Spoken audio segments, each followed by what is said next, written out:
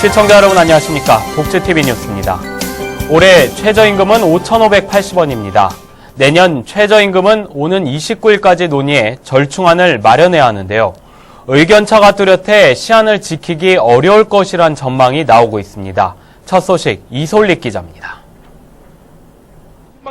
내년 최저임금으로 재계는 동결을, 노동계는 만원을 제시하고 있습니다. 노동계는 현재 최저임금으로는 생계를 꾸리기조차 힘들다고 말합니다. 고정적으로 들어가는 기본 지출은 200이 넘는데 언제까지 적자 인생을 반복해야? 최저임금을 월급으로 환산하면 116만 원 수준인데 이것은 1인 가구 생계비의 70% 수준이고 3인 가구 월 생계비의 32%에 불과하기 때문입니다. 반면 재계는 한국 최저임금 상승률이 연평균 8.8%에 달해 노동 생산성 증가율, 소비자 물가 상승률과 비교하면 지나치게 높다고 말합니다. 최저임금 동결의 대표적 논리는 인상 시 기업에 타격이 간다는 주장입니다. 저성장기로 접어들고 있는 이 점에서 다시 임금이 10%에서 15% 정도 올라가게 되면은 제가 보기에는 우리나라 기업들이 80년대 후반에 해외 탈출 러시아와 같은 현상이 발생을 하면서 주로 중소기업이나 아르바이트 노동자들이 최저임금을 받는다는 점을 고려하면 중소상공인에게 타격이 갈 수도 있다고도 말합니다.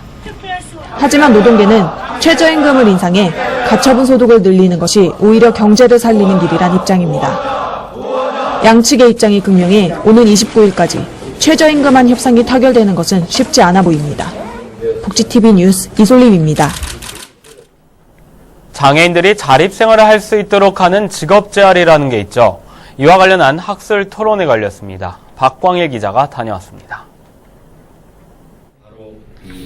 장애인에게 일할 기회를 제공해 자립할 수 있도록 돕는 직업재활 서비스의 당면 과제와 방향성을 점검하고자 지난 19일 이룸센터에서 직업재활 연차 학술대회가 열렸습니다. 이날 학술대회에서는 직업재활 서비스를 제공하는 시설을 중심으로 문제점을 살펴보고 나아가야 할 방향에 대해 논의하는 시간을 가졌습니다. 지난 2013년에 실시한 사회복지시설 평가에서 직업재활시설은 아동복지시설과 장애인 거주시설 등에 비해 시설 및 환경, 재정 및 조직 운영, 인적 자원 관리 등 모든 부분에서 자원 투입이 낮은 것으로 나타났습니다. 현장에 있는 평가를 가서 정말 죄송했습니다, 제가. 네. 왜냐면 현장에 3명의 인력으로 이걸 하라는 거는 제가 생각해도 저는 못할 거예요. 이에 대해 직업재활시설 측 관계자는 정부의 재정 지원이 시급하다고 전했습니다. 직업재활시설은 분명 장애인복지법 제58조 1항 제3호에 따라서 독립되어져 있는 장애인복지시설입니다. 직업재활시설이 하나의 독립된 시설로서 운영이 되고자 한다면 그에 상응하는 예산과 지원이 반드시 따라줘야 된다라고 저는 생각을 합니다. 한편 이날 학술대회에서는 직업재활시설 종사자의 전문성 강화를 위해 국가공인인증 자격제도 도입의 필요성도 제기됐습니다. 복지TV 뉴스 박광일입니다. 사회복지 공동모금회와 아름다운 재단, 초록우산 어린이재단이 기부문화 활성화를 위해 민간 싱크탱크를 발족했습니다. 체계적인 나눔 연구로 우리 사회의 기부 투명성을 높일 수 있을지 주목됩니다. 정유린 기자입니다. 과학적인 기부 문화와 나눔 사업에 대한 연구를 위해 비영리 단체들이 힘을 합쳤습니다. 사회복지 공동모금회 나눔연구소와 아름다운 재단 기부문화연구소, 초록우산 어린이재단 아동복지연구소는 지난 19일 민간 싱크탱크인 나눔지식 네트워크를 발족했습니다. 세 기관의 연구소가 주축이 돼 공동으로 조직한 나눔 지식 네트워크는 앞으로 나눔 지식을 교류하며 한국 사회의 기부 문화 활성화를 위한 의제를 제시한다는 방침입니다. 어떻게 하면 기부를 잘할 것인가, 이거에 대한 고민을 해야 되는 것이 바로 우리가 지금 이 시점에서 당면한 과제라고 생각합니다. 앞으로 이걸 통해서 정말 한국의 기부 문화가 질적으로 향상하고 또 확산되는 그러한 좋은 어떤 기준들이 되기를 간절히 소망하면서 이날 열린 공동포럼에서는 서구에 비해 현재 국가 주도로 이루어지는 기관들이 지배적인 한국 싱크탱크가 민간 기관들에게 연구에 참여할 기회를 더 줘야 한다는 목소리가 흘러나왔습니다. 정책 지식 생태계 자체를 국가가 주도하는 거에는 문제가 있다고 생각을 합니다. 대중들의 삶에 직접 영향을 미치고 대중들도 소비자로서 자리매김할 수 있는 그런 지식을 생산하는 민간 싱크탱크의 필요성은 세상 강조에도 지나침이 없다라고 말씀을 드리겠습니다. 복지 논쟁이 날로 뜨거워지고 있는 대한민국. 새 민간단체의 네트워크를 통해 한국 사회에 건강한 나눔 문화가 확산될 수 있을지 귀추가 주목됩니다. 복지TV 뉴스 정유림입니다. 보건복지부가 장애 등급제 개편 시범 사업을 수행할 6곳의 지자체를 선정하고 본격 시범 사업에 들어갔습니다. 복지부는 중증과 경증 두 단계로 단순화한 장애 판정 도구를 적용한 장애 등급제 시범 사업을 시작했습니다. 이번 시범 사업은 이달 22일부터 오는 12월 18일까지 서울 구로구와 노원구, 인천 남구 등 전국 6개 지역에서 시행됩니다. 복지부는 전국적으로 약 3천여 명의 대상이 시범 사업에 참여할 예정이고 시범 기간 동안 지역 장애인 단체 등이 모니터링을 할 계획이라고 말했습니다. 장애계가 시각장애인의 놀이기구 이용을 거부한 에버랜드에 대해서 소송을 제기했습니다. 장애계는 지난 19일 서울중앙지방법원에서 시각장애인 놀이기구 제한에 대한 차별구제 청구 소장을 접수했습니다. 이번 소송과 관련해 장애계는 에버랜드가 안전상의 문제만을 이유로 장애인의 자기결정권과 놀이시설 이용의 권리를 짓밟고 있다고 주장했습니다. 특히 장애계는 에버랜드가 자체적으로 제작한 지침을 시설 이용 제한의 이유로 들고 있지만 합리적이지 못하다며 해당 지침에 대해서도 장애인 차별 48조 법원의 구제 조치에 의거한 개정을 요구할 것이라고 말했습니다. 다음 뉴스입니다. 메르스 격리 대상에서 해제됐어도 생활이 어려운 가구는 긴급 생계 지원이 한 달 연장될 것으로 보입니다. 보건복지부 중앙메르스관리대책본부는 정례 브리핑에서 격리 해제 후에도 생업이 어려운 가구에 대해 상황에 따라 재산과 소득 등을 고려해 긴급 생계 지원을 1개월 연장하는 것을 검토하고 있다고 밝혔습니다. 또한 대책본부는 현재 메르스 사망자 유가족과 격리자를 대상으로 진행 중인 심리상담을 격리 해제자와 완치자에게도 확대 적용할 방침이라고 말했습니다. 포항시는 메르스로 인해 침체된 지역 경제를 활성화시키기 위한 방안을 모색하기 위해 합동 대책회의를 열었습니다. 이강덕 포항시장 주재로 열린 대책회의에서는 메르스 현황과 대응 대책, 지역 경제 활성화 방안 등에 대해 중점 논의했습니다. 대책회의에서는 소상공인 정책자금 지원 확대와 중소기업 융자금 2차 보전금 확대, 세제 지원 등 피해 업종에 대한 맞춤형 지원 등이 논의됐습니다. 또한 관광 수요의 조기 정상화와 추경 예상 편성 등을 통한 단기성 지역 경기 활성화 추진 등 메르스로 인해 침체된 지역 경기를 활성화하기 위한 다양한 논의가 진행됐습니다. 메르스 확산으로 경기도 지역 농가들이 인력난을 호소하고 있는데요. 경기도청 공무원들이 농가를 찾아 일손 돕기에 나섰습니다. 김소영 기자입니다. 30도가 넘는 찜통더위. 설익은 푸른빛의 사과가 익어가는 평택의 사과 농장입니다.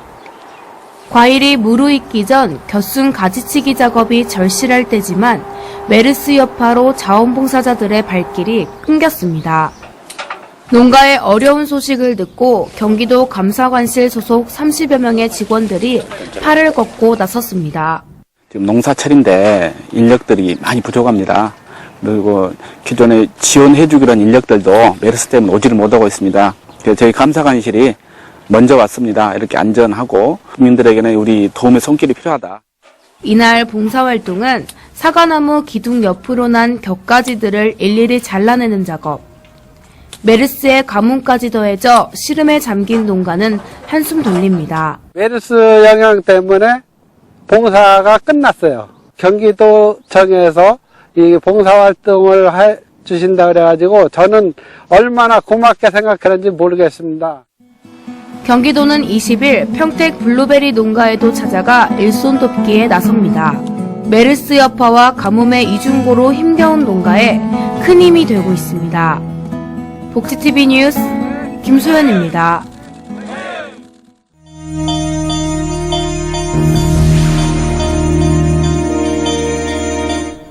이어서 간추린 뉴스를 전해드립니다. 충청대학교가 국내 최초 장애인 무용치료사 양성과정을 개발했습니다. 주요 교육 내용은 장애인과 비장애인들의 기본 동작에서부터 응용 동작에 이르기까지 발달 단계별로 다양한 무용 프로그램으로 구성되어 있습니다. 신청은 이달 30일까지며 자세한 내용은 충청대 충주 캠퍼스로 문의하면 됩니다. 서울시가 제2차 우리마을 지원사업과 관련해 최종 선정심의회를 열어 총 48개 마을을 선정했습니다. 복지와 문화 등 다양한 분야에 걸쳐 작은 공동체 활동을 지원하는 이번 사업은 각 자치구를 통해 보조금이 교부되고 다음 달부터 올해 말까지 사업이 추진됩니다. 이랜드그룹이 중국 현지 사회공헌 활동의 하나로 100억 원이 넘는 장애인 지원 기금을 마련합니다. 중국 이랜드는 앞으로 5년 동안 108억 원을 기부할 예정이고 지원 대상자는 중국 이랜드 사업부와 중국 장애인 기금회가 매년 선정할 예정입니다. 충남 천안시가 독자적으로 운영되어 오던 지역 내 독거노인과 중증장애인 응급안전 돌보미 사업을 통합 운영합니다. 천안시는 위탁기관으로 충남 중증장애인 자립생활센터가 선정됐다고 말했습니다. 경상남도가 올해 13개 시군의 어린이 보호구역에 CCTV 408대를 설치합니다. 설치가 완료된 어린이 보호구역 내 CCTV는 시군 CCTV 통합 관제센터로 이관돼 24시간 관제요원이 모니터링하게 됩니다.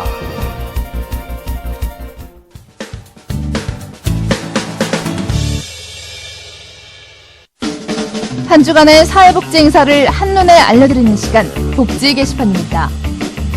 서울시립대학교 종합사회복지관에서는 2015 신안 그린의 청소년 환경자원봉사 캠프에 청소년과 대학생을 모집합니다. 캠프에서는 환경테마봉사, 농촌마을봉사, 문화재 보존활동, 벽화봉사, 마을잔치, 진로박람회 등을 하게 됩니다. 자세한 사항은 서울시립대학교 종합사회복지관으로 문의하시길 바랍니다. 사회복지법인 따뜻한 동행에서 따뜻한 동행 위드 봉사단 신규 동아리를 모집합니다. 지원 자격은 봉사활동을 활발히 할 수 있는 수도권 소재 대학생 동아리로 봉사단에서 기획한 장애인 대상 공모 사업을 진행하게 됩니다. 자세한 사항은 따뜻한 동행으로 문의하시길 바랍니다. 지금까지 복지 게시판이었습니다. 이야기가 있는 시간 오늘의 영상 함께 보시죠. 포르투갈의 한 신호등.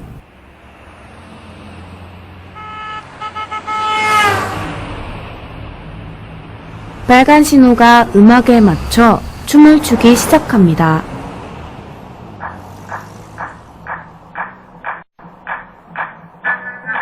사람들의 시선을 이끄는 곳은 큰 상자 안. 상자 안에는 음악에 맞춰 춤을 추면 동작 인식을 통해 건너편에 있는 신호등에 투영되는데요.